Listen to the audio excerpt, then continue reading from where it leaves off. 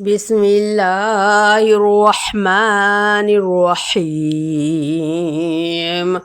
هل أتاك حديث الغاشية وجوه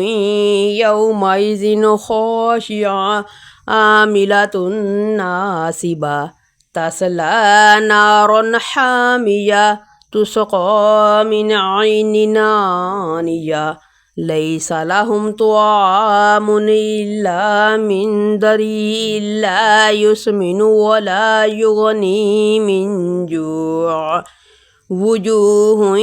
يومئذ ناعمة لسعيها راضية في جنة عالية لا تسمع فيها لاغية فيها عين جارية فيها سرر مرفوعة وأكواب موضوعة ونمارق مصفوفة وزرابي مبثوثة أفلا ينظرون إلى الإبل كيف خلقت وإلى السماء كيف رفعت وإلى الجبال كيف نصبت وإلى الأرض كيف سطحت فذكر إنما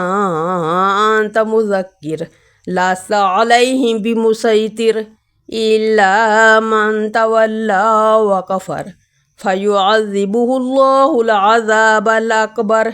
إن إلينا إيابهم ثم إن علينا حسابهم.